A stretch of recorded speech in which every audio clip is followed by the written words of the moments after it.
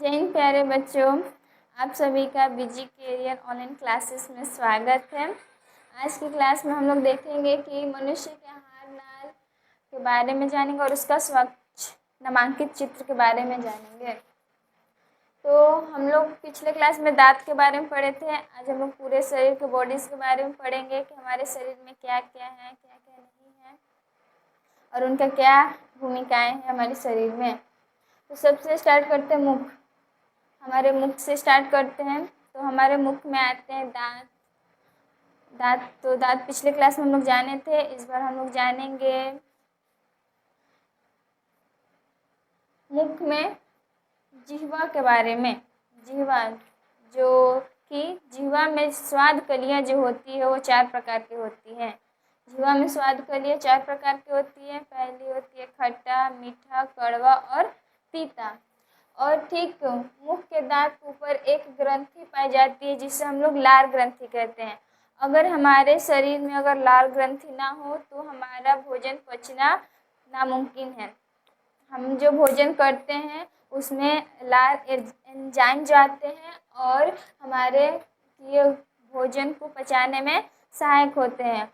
बहुत से बच्चे जो जन्म लेते हैं बच्चे, वो लार मतलब बाहर गिराते हैं, एंजाइम्स को बाहर गिराते हैं, इसलिए उनमें जो होती है ना पाचन की क्रियाएं कम होती है। और जिसके शरीर में अगर लार नहीं बन रहा है तो वो डाइजेस्टिव सिस्टम उनका ख़राब हो सकता है, उनके पाचन जो क्रियाएं होती हैं वो ख़राब हो सकती है।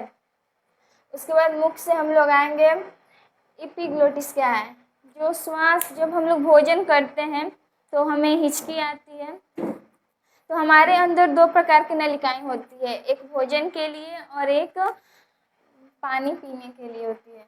एक भोज्य पदार्थ के लिए होती है और एक पानी पीने योग्य होती है। तो जब हम लोग भोजन करते हैं तो भोजन के कण हमारे जो पानी के द्वार जो होते हैं उसमें जाते हैं, तो हमें हिचकी आती है। तो उसे हम लोग, उस हिचकी को हम लोग क्या बोलते हैं, उसे एपिग्लोटिस बोलते हैं।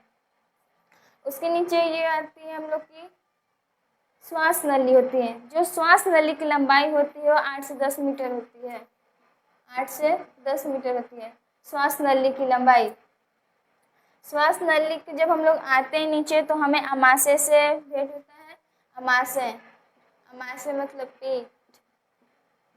अमाशय के जो दीवार होती है वो HCl अम्ल से घिरा होता है।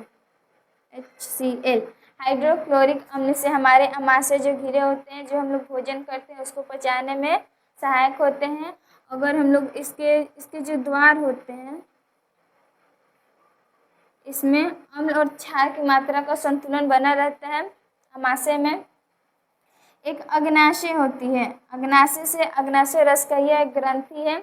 इसे अग्नाशय से अग्नाशय रस का स्राव होता है।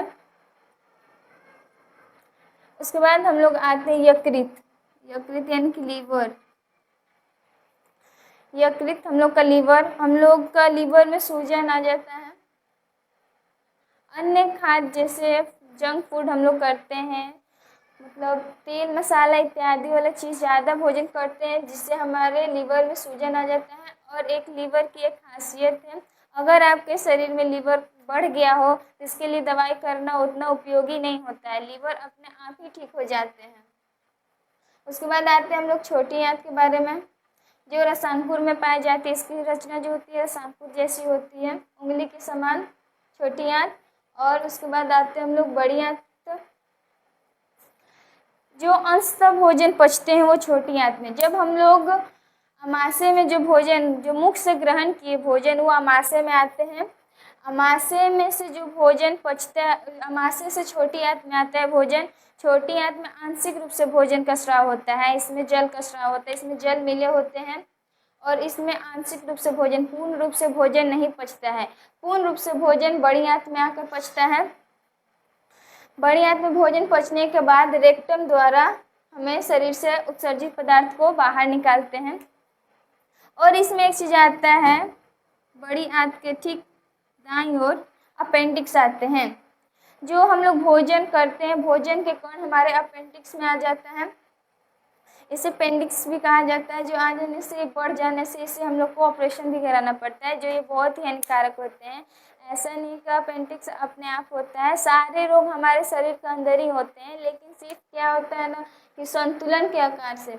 अगर हम लोग किसी भी चीज़ का संतुलन करते रहेंगे तो हमें कोई भी प्रॉब्लम्स नहीं होगी। अपेंडिक्स होते हैं पहले ही से मौजूद होते हैं, लेकिन इसके भोजन के कण आने से इसमें क्या हो जाती है, वृद्धि हो जाती है, बढ़ जाती है। बढ़ने के कारण हमें अपेंडिक्स का ऑपरेशन कराना पड़ता है। तो आहार नल की यही सब श्रृंखलाएं हैं, इतना ही आहार नल के बारे में जानना है।